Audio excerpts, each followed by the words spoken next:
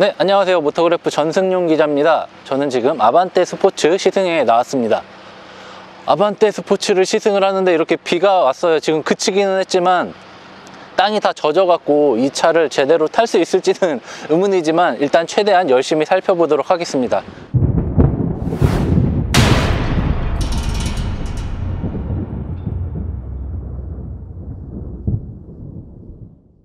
지금 보시면은 시승을 앞두고 여러 관계자분들께서 열심히 차를 예쁘게 닦고 계십니다. 지금 이 파란색도 있고요, 옆에 실버도 있고 빨간색도 있고요. 굉장히 다양한 컬러가 많이 준비되어 있어요. 스포츠 모델이다 보니까 아무래도 이런 외장 색상까지 해갖고 조금 더 늘린 기존 아반떼에 비해서 한 2가지 정도 더 늘려갖고 최대한 다양한 선택지를 이렇게 소비자들에게 주려는 모습인 것 같습니다. 저는 굉장히 마음에 듭니다. 일단 사진으로, 보도자료로 온 사진으로 봤을 때부터 정말 마음에 들었어요. 왜냐면은 이전 아반떼, 기존 아반떼, 현재 일반 모델 자체도 굉장히 예쁘게 나왔지만 이렇게 디테일적으로 봤을 때 살짝 아쉬운 게 있었거든요. 근데 이 아반떼 스포츠는 그런 결핍, 아쉬움을 모조리 다 이렇게 채운 상태로 나온 것 같습니다. 자, 전면부 보시면은 굉장히 예뻐졌습니다. 지금 솔직히 아반떼가 예전만큼은 안 팔려요. 좀 뭐 시장에 따라 이 흐름 때문이기도 한데 디자인이 처음부터 이렇게 나왔으면은, 이렇게 예쁘게 나왔으면은 상황은 더 바뀌지 않았을까, 더 많이 팔리지 않았을까, 지금보다요. 그런 생각이 들 정도로 램프 일단 보시면은 램프 구성이 많이 달라졌습니다. 일단 외곽 라인도 좀 더 이렇게 날카로운 듯 보이고요. 세부적인 구성으로 이렇게 라인을 굉장히 예쁘게 줬어요. 거기에다가 이 라디에이터 그릴과 이렇게 연결되게 플라스틱 처리를 했고요. 그래서 어떻게 보면 앞트임을 한 것 같이 이렇게 뭔가 굉장히 예쁩니다. 이 디테일 구성을 이렇게 얼핏 보면은 BMW 3 시리즈 같다라는 생각도 들고, 이 앞트임이 워낙 유명하기 때문에 그런 느낌도 듭니다. 그리고 그릴에는 이렇게 터보라고 레터링을 했고요. 그 라디에이터 그릴 주변도 이렇게 검은색으로 마무리를 했습니다. 그리고 가장 인상적인 거는 이 안개등 부분의 이 라인이죠. 보시면은 이 LED를 가로로 촘촘히 박아 놓은 다음에 크롬으로 이렇게 디귿자 형식으로 놨습니다. 이 차는 지금 2540의 18인치 타이어입니다. 트레드는 225고 편평비는 40이고 18인치 타이어를 꼈다는 거예요. 그런데 여기 보시면은 그 디스크 크기가 커졌어요. 디스크 크기가 커진 만큼 이 제동력에도 좀 더 신경을 쓴 거죠. 후면부로 오면은 여기도 많이 바뀌었어요. 이 등 라인 자체가 일반 모델은 이 네모가 이렇게 3개가 연결되어 있죠. 여기도 네모가 이렇게 3개가 연결되어 있는데 얘는 이런 디귿자 형태로 트렁크 중심으로 이렇게 디귿자로, 얘도 격자죠. 격자가 이렇게 3개 있는 것처럼 이렇게 시선을 확 쏠리게 만듭니다. 그리고 범퍼 디자인도 많이 달라졌어요. 범퍼 디자인도 원래 여기까지가 이렇게 차가 딱 있는데 밑에 하단부 범퍼 부분을 디퓨저로 이렇게 해갖고 공기 흐름까지 고려를 한 디자인이 적용된 겁니다. 그 머플러 팁도 여기 일단 듀얼로 달려 있는데 그냥 한 구멍에서 그냥 끝 머플러 팁만 2개로 갈린 게 아니라 이 배기 호스 자체가 여기서 또 이게 2개로 갈려져 나옵니다. 그래서 나름 이 고성능 모델이야 그냥 단순히 멋을 위한 게 아니라 얘는 배기 시스템, 배기 튜닝 자체도 좀 특별해 라는 것을 보여주기 위해서 이렇게 듀얼 머플러를 단 것 같습니다. 차 자체가 예쁘게 이전에 있던 디자인을 한층 더 성숙하게 다듬었다는 게 한 가지고요. 다른 하나는 현대차가 드디어 많이 팔리지 않는 소수의 마니아들을 위한 차도 만들었다는 겁니다. 내년에 M 브랜드가 나오잖아요. 그러니까 현대 기아차도 이제는 스포트한 차, 고성능 차 이런 쪽에 조금 더 신경을 써서 안 팔려도 뭔가 브랜드의 이미지를 높일 수 있는 상징적인 모델을 계속 만들고 있는 것 같고, 그 어떻게 보면 본격적인 시작이 이 아반떼 스포츠가 되지 않을까라는 생각도 듭니다. 네, 지금 저 차가 이뻐서 외관을 저 파란색으로 찍었는데 저 차가 지금 시승 1조가 나가야 됩니다. 저희 앞조가 있어서 지금 주행을 나간다고 하니 실내는 여기 남아있는 차로 한번 찍어보도록 하겠습니다. 기본적인 구성은 외관만큼 이렇게 일반 모델과 차이를 주기가 힘들어요. 왜냐면은 근본적으로 뜯어 고쳐야 하기 때문에요. 하지만 스포트 모델에 맞게 다양한 포인트를 줬습니다. 일단 실내를 붉은색으로 투톤 처리했죠. 투톤 처리해서 이 두툼한 스포츠 버킷 시트를 놨습니다. 이렇게 거의 엄지와 검지 한 뼘이 나올 정도로 이렇게 두툼하고 넓게 나왔어요. 그래서 이렇게 운전을 할 때 이렇게 하면은 잘 잡아준다는 거죠. 그리고 여기 보면은 스포트라고 이렇게 레터링이 또 들어가 있고요. 그리고 보시면은 여기 D컷으로 확 잘랐습니다. 그리고 여기 붉은색으로 스티치와 함께 이런 붉은색, 이게 크롬인가? 아무튼 포인트를 줬고요. 여기도 스티치가 쭉 들어갔고요. 딱 잡으면 패들 시프트도 있습니다. 패들 시프트 위치랑 이 느낌은 괜찮아요. 네, 그리고 클러스터도 스포츠 모델에 맞게 전용 클러스터가 들어가 있다고 합니다. 근데 제가 기존 일반 아반떼의 계기판이 정확히 생각이 안 나는데 지금하고 비슷했던 것 같은데 뭐가 다른지는 저도 지금은 정확하게 모르겠어요. 그리고 현대차에 따르면은 아반떼의 전고가 5mm 낮아졌어요. 일반 모델에 비해서 전고가 5mm 낮아졌는데 솔직히 5mm를 가지고 운전자가 이거를 느끼기는 힘들어요. 하지만 주행에서는 그 5mm 차이가 은근히 크게 나타날 수 있습니다. 그리고 이 차 자체에 옵션이 굉장히 좀 많아서요. 이게 단순히 가격을 올리기 위한 옵션이라기보다 선택을 늘리기 위한 옵션이 많이 들어가 있다고 합니다. 그러니까 이것도 좀 가격 부담 그렇게 많이 없이 이렇게 취향에 맞게 고를 수 있는 점은 좋은 것 같습니다. 네, 파워트레인 구성은 1.6 터보 직분사 엔진과 7단 듀얼 클러치 변속기의 조합입니다. 그런데 이 숫자 자체는 정말 높은 거죠. 1.6 터보 엔진으로 이렇게 많이 끌어올리는 엔진은 도저히 찾을 수가 없죠. 찾을래야 찾을 수도 없어요. 뭐 르노 삼성 SM6조차도 190마력이고 그리고 쉐보레 말리브 1.5 터보도 한 166마력 밖에 안 돼요. 그러니까 수치상으로는 꽤 높고 우수한 겁니다. 200마력 정도를 이렇게 컨트롤 할 때는 7단 듀얼 클러치가 좋으냐, 아니면 6단 듀얼 클러치가 좋으냐, 아니면 6단 자동 변속기가 좋으냐, 이거는 차의 성격에 따라서 충분히 달라질 수 있는 문제인 것 같아요. 저는 근데 1.6 터보 GDI인 200마력의 7단은 조금 오버스펙이 아닐까라는 생각도 듭니다. 왜냐면은 딱 그 정도의 엔진 성능이면은 그냥 6단으로 빡빡빡 치는 게 더 재밌을 것 같다라는 생각도 들거든요. 근데 얘는 좀 아무래도 스포티한 주행도 하지만 뭔가 일상생활에서 더 많은 주행을 하기 때문에 효율도 생각을 해야 된다는 거죠. 엔진 성능을 뒤춘하진 않으면서 변속기를 조금 효율을 높인 거죠. 그래서 적당한 수준에서 엔진과 변속기의 조합이 된 것 같습니다. 예, 그래서 소나타랑 이 아반떼 스포츠는 약간 성향이 다른 것 같아요. 소나타 같은 경우는 250마력이잖아요. 엔진 성능을 살짝 낮추면서 변속기를 6단으로 그대로 한 거죠. DCT를 아니고요. 그러니까 엔진은 낮아지고 변속기는 올라가고, 그래서 여기서 합의를 본 거고요. 아반떼 스포츠 같은 경우는 엔진은 뒤춘하지 않고 그대로 203마력을 유지를 했지만 7단 DCT를 씀으로 인해서 이 조합이 맞는 거죠. 올리고 내리고 이거를 잘 맞춘 것 같아요. 그래서 둘의 성격은 조금씩 다른 것 같다라는 생각이, 제 생각입니다, 추측이 되네요. 네, 외관하고 실내 그리고 엔진룸 정도는 간단하게 살펴봤는데요. 뭐 뒷좌석하고 트렁크 뭐 이런 거는 굳이 이렇게 일반 모델하고 차이가 없을 거라고 생각이 되기 때문에 이 정도로 마치고, 실제 주행에서, 정말 중요한 건 주행이죠. 주행에서 과연 아반떼 스포츠가 어느 정도로 잘 달리는지 한번 살펴보도록 하겠습니다.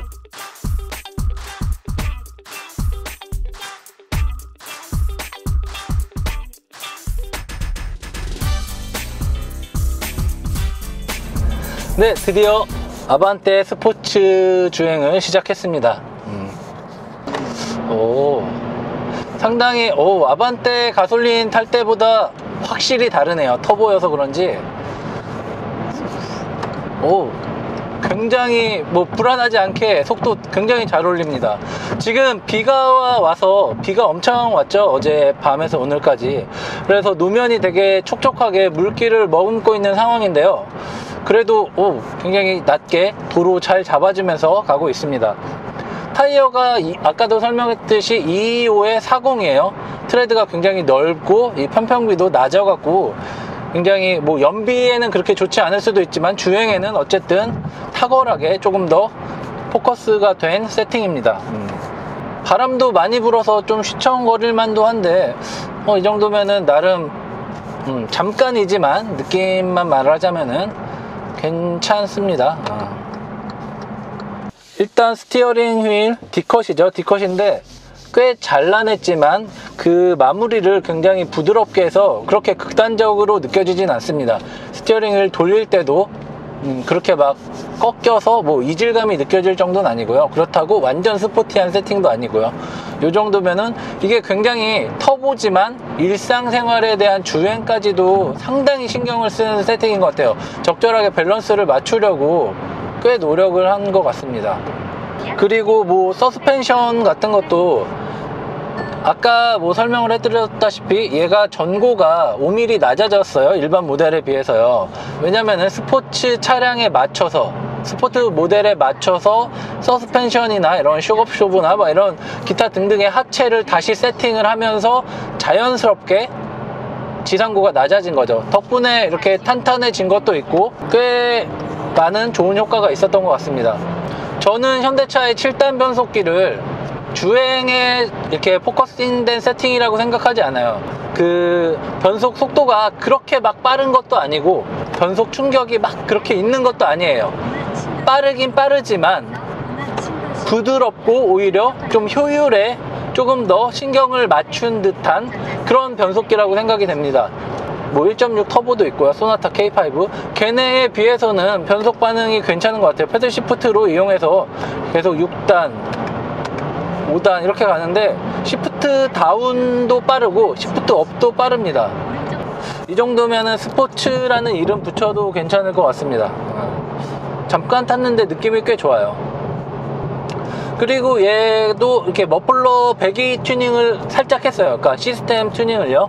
이렇게 극단적으로 막 꽝꽝꽝꽝 하는 건 아닌데 그냥 그럭저럭 1.6 터보 이 정도 괜찮네 라고 할 수 있을 정도의 그런 사운드를 이렇게 매칭이 되는 것 같습니다. 이런 거는 나름 괜찮은 것 같아요.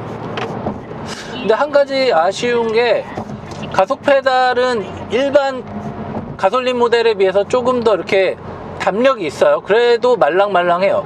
얘는 그나마 조금 이게 살짝 들어간 다음부터는 밟히는 느낌이 좀 더 납니다. 오, 괜찮네.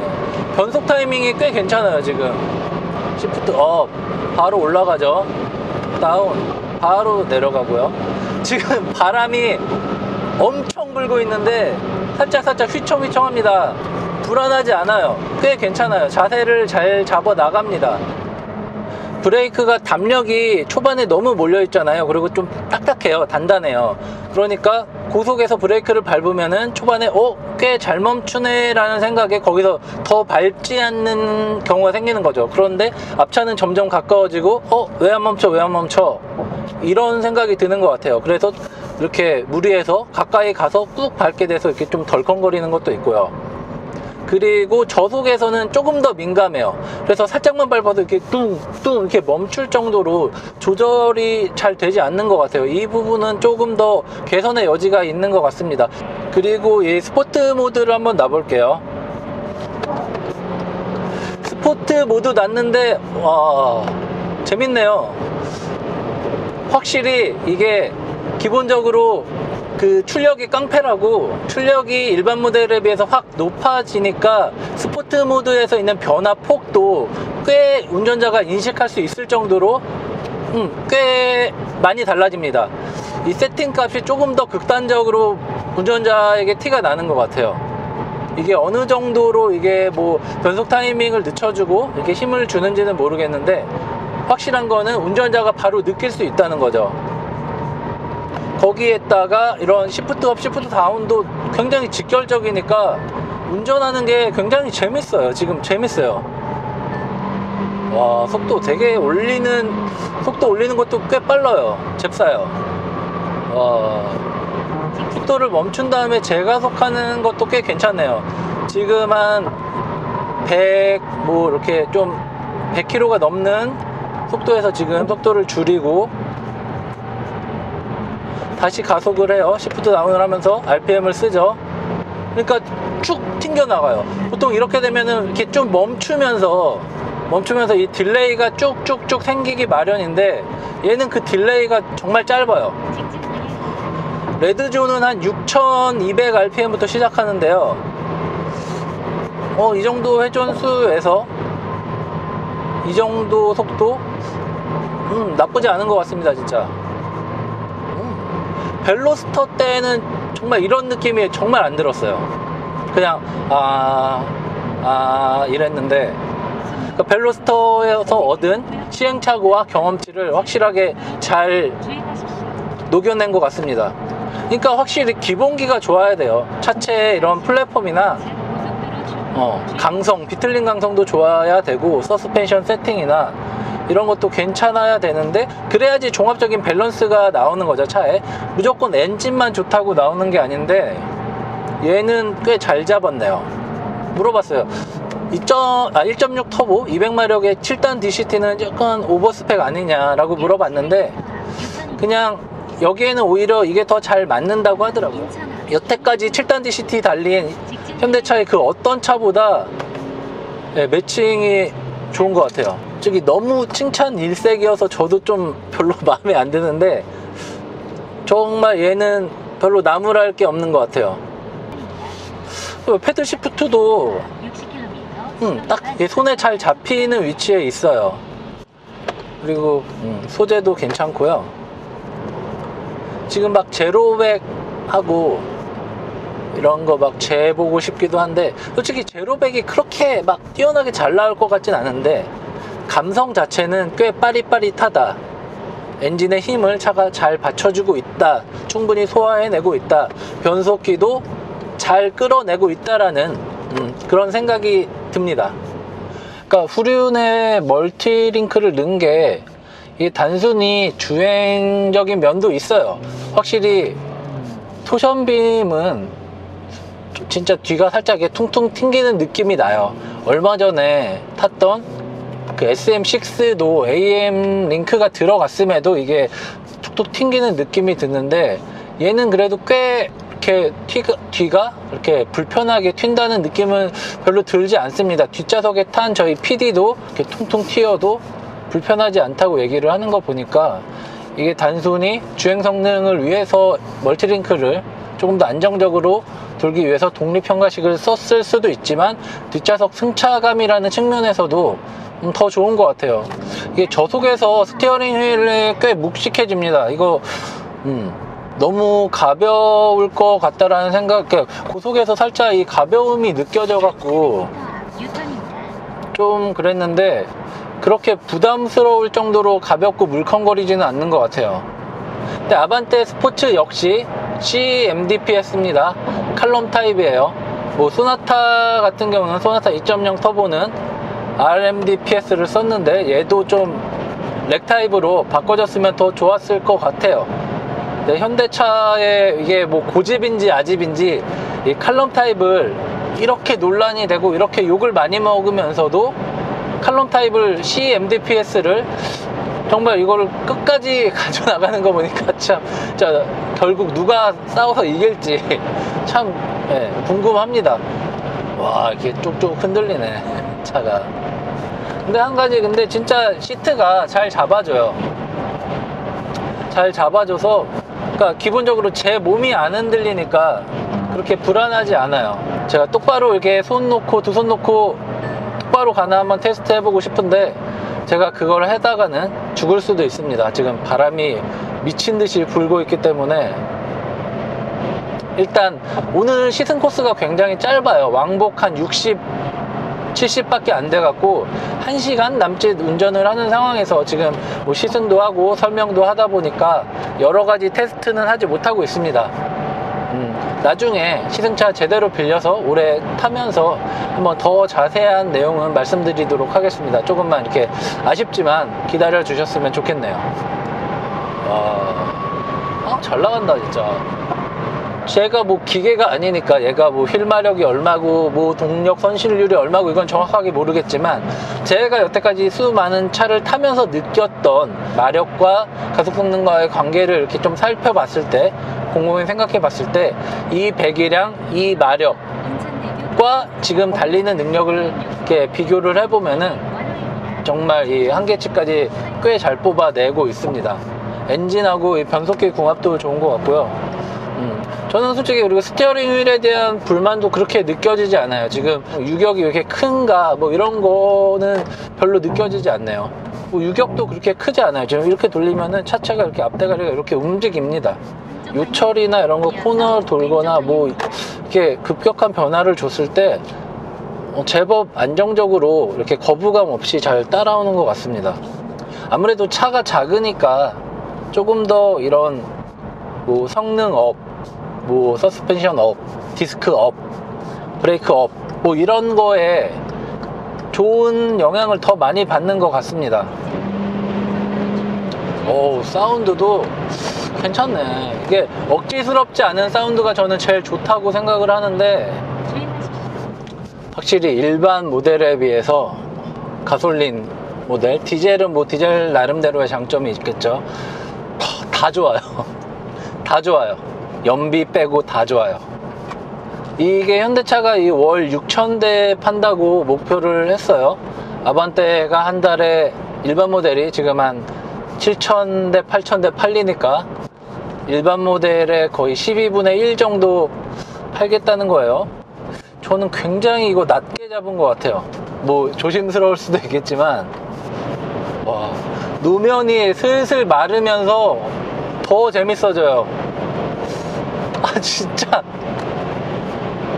아, 괜찮다. 진짜 괜찮다. 절대적으로 막 슈퍼카와 비교하는 게 아니고요. 물론 걔네에 비해서는 안 좋은 게 많죠. 하지만 걔네를 따라가기는 불가능하지만 딱 이 급에서 아반떼를 사는 소비층이 탈 수 있는 터보라는 그런 면에서 봤을 때는 꽤 긍정적인 평가를 할 수 있을 것 같습니다. 네, 지금까지 인천 송도에서 아반떼 스포츠를 시승해봤습니다. 저 솔직히 두렵습니다. 너무 칭찬을 많이 해서 어떤 악플이 쏟아질지 지금 상상이 막 머릿속으로 되고 있어요. 하지만 좋은 건 좋다고 말을 해야 되지 않겠습니까? 여러분도 기회 되시면 한번 타보시고, 아, 얘가 이래서 이렇게 말을 했구나 라고 생각해 주셨으면 좋겠습니다. 지금까지 모터그래프 전승용이었습니다.